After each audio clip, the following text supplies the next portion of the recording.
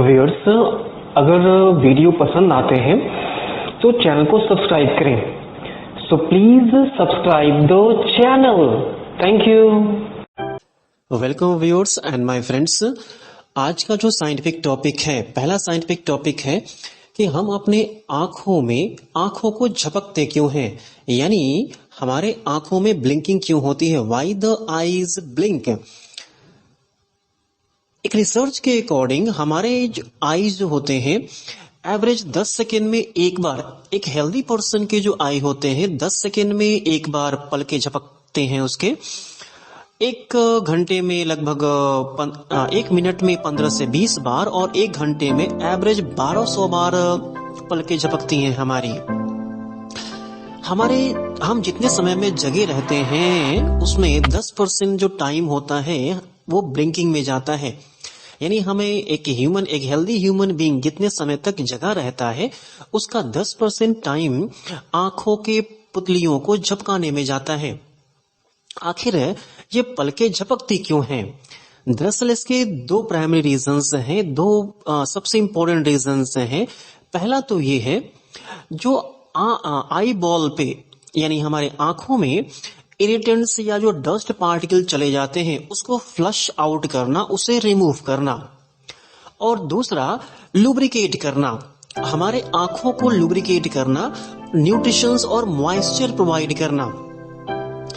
दरअसल हमारे जो आई लैशेस होते हैं यानी कि भौहें जो होती हैं, आई बॉल के ठीक बाहर जो भौहें होती हैं, बाल होते हैं, वो फर्स्ट डिफेंस लाइन होते हैं हमारे आंखों के लिए डस्ट और वेपर्स और अदर इरिटेशंस के अगेंस्ट। वो हमें सुरक्षा देती हैं। ये जो डस्ट या फिर जो इरिटेशंस होते हैं वो किसी फॉर्म में हो सकते हैं, जैसे वेपर के फॉर्म में, मड के फॉर्म में, डस्ट पार्टिकल के फॉर्म में, केमिकल एजेंट्स के फॉर्म में या वेपर के फॉर्म में हो सकते हैं। और इसके अगेंस्ट जो हमारा आई लैशेस होता है, भौएं होती है, पहले डिफेंस लाइंस प्रोवाइड करती हैं। ठीक है। अब जो होता है ब्लिंकिंग करने से क्या होता है कि जो dust particle in eye lashes को पार करके हमारे आई बॉल के आसपास आ जाते हैं, उनको ये फ्लश आउट कर देते हैं, जिससे इरिटेशंस और बाकी इन्फेक्शंस जो होते हैं हमारे आंखों पे नहीं होते या उससे हमें बचाव मिलता है। दूसरा, हम जैसे ही आपने आंखों की ब्लिंकिंग करते हैं यानी कि भौएं झपकती हैं, उससे जो ऑयल होते हैं, ऑयल के कंटेंट या टीयर्स यानी आंसू या फिर जो स्राव यानी सेक्रेशंस जो होते हैं, केमिकल्स जो हमारे आंखों से स्रावित यानी निकलते हैं, उनको ये फैलाने का काम करते हैं।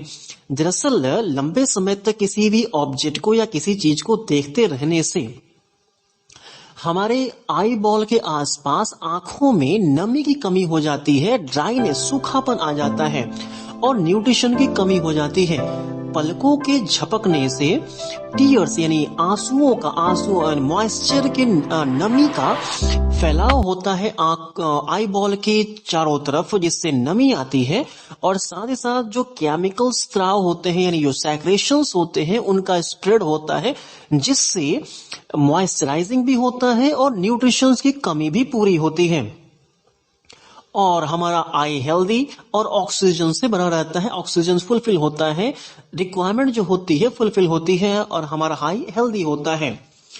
तो आंखों का जो ब्लिंकिंग होता है हमारे हेल्दी आई के लिए काफी जरूरी होता है।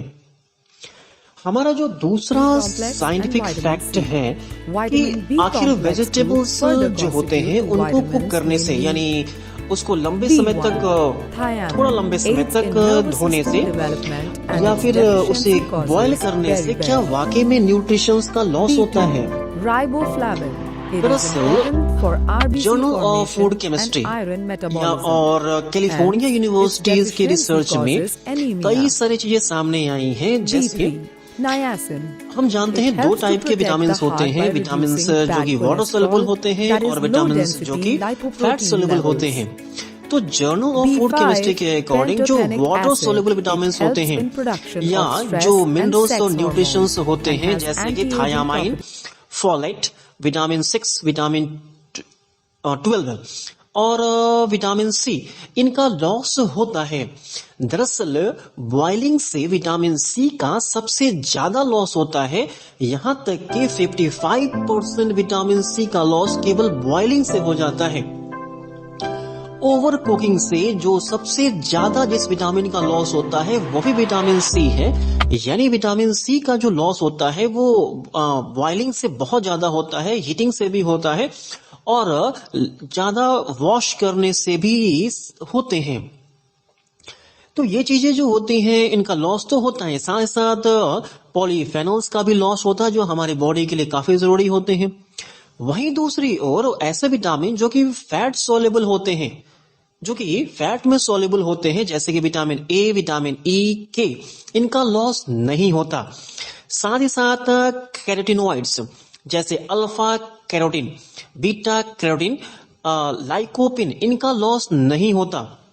यहाँ तक कि एंटीऑक्सीडेंट जो कि ग्रीन लीफी वेजिटेबल्स में होते हैं, जो हमारे सेल्स के डिके और डेड होने से हमें सेल्स को बचाते हैं, यानी सेल्स के डिकम्पोजिशन, सड़ने गलने या मरने से उन्हें बचाते हैं, एंटीऑक्सीडेंट उनका भी लॉस नहीं होता।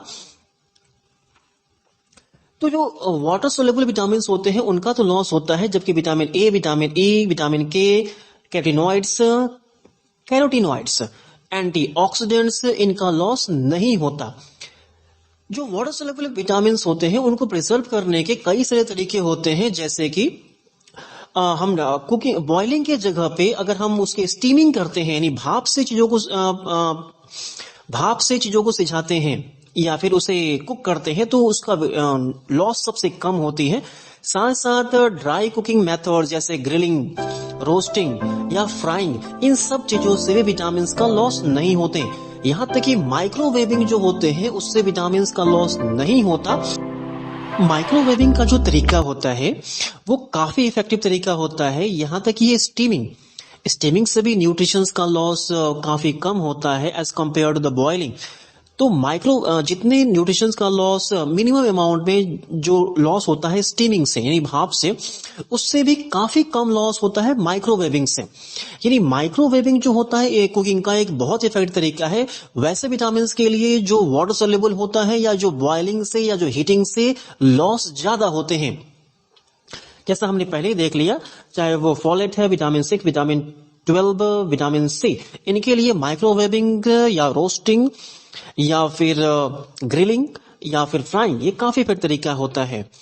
तो आज हमने 2 इंटरेस्टिंग फैक्ट्स के बारे में देखा। अगर ये चीजें अच्छी लगती हैं, साइंटिफिक फैक्ट अच्छे लगते हैं, तो वीडियो को सब्सक्राइब करें, सपोर्ट करें। Thank you.